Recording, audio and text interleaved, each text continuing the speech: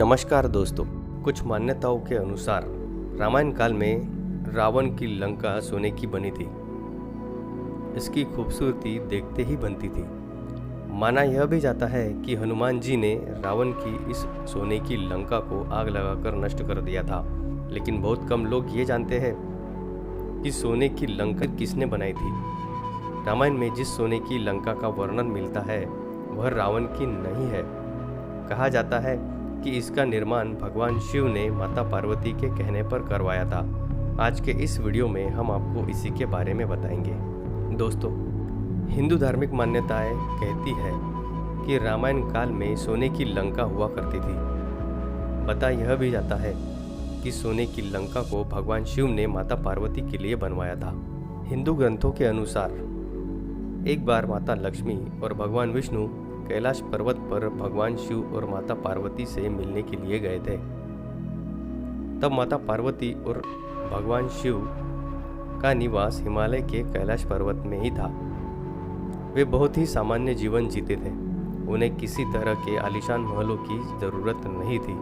कैलाश पर्वत पर बहुत ज़्यादा ठंड थी और माता लक्ष्मी को हर तरफ बर्फ ही बर्फ नजर आ रही थी। माता लक्ष्मी ने एक ऐसी जगह ढूंढने की कोशिश की जहां उन्हें ठंड ना लगे, परंतु उन्हें ऐसी कोई जगह नहीं मिली। तब माता लक्ष्मी ने माता पार्वती जी से कहा कि आप खुद एक राजकुमारी है और कैलाश पर्वत पर इस तरह का जीवन यापन कैसे कर सकती है।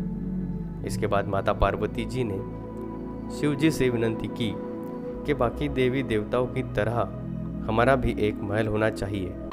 तब शिवजी ने देवता विश्वकर्मा और देव कुबेर जी को बुलाकर समुद्र के बीच सोने का महल बनाने के लिए कहा।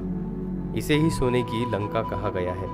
लोक कथाओं के अनुसार इस सोने के महल की पूजा करने के लिए महर्षि विश्वेश्वरवा को बुलाया गया। जब पूजा संपन्न हुई तब भगवान शिव और माता पार्वती ने उन्हें दान मांगने को कहा। तो महर्षि ने दान में इस सोने के महल को ही मांग लिया और भोलेनाथ भगवान शिव ने बड़े ही सरल भाव से उन्हें ये महल दे भी दिया। तब माता पार्वती को ये बात अच्छी नहीं लगी। उन्होंने महर्षि को श्राप दे दिया कि यह सोने की लंका एक दिन आग में जलकर भस्म हो जाएगी। इसके कुछ वर्ष बाद महर्षि विश्वेश्वरवा ने इस महल को कुबेर को सौंप दिया था। जिसके कुछ वर्षों बाद रावण ने छल कपट से कुबेर से इस सोने के महल को और पुष्पक विमान को छीन लिया था। तब जाके रावण के पास सोने की लंका आई थी। दोस्तों, कुछ अलग मान्यताएं ऐसी भी है कि एक बार रावण इस स्वर्ण महल के पास से गुजर रहा था। तब उसने उस स्वर्ण नगरी को देखा। वह सोने की लंका को देखकर मोहित हो गया।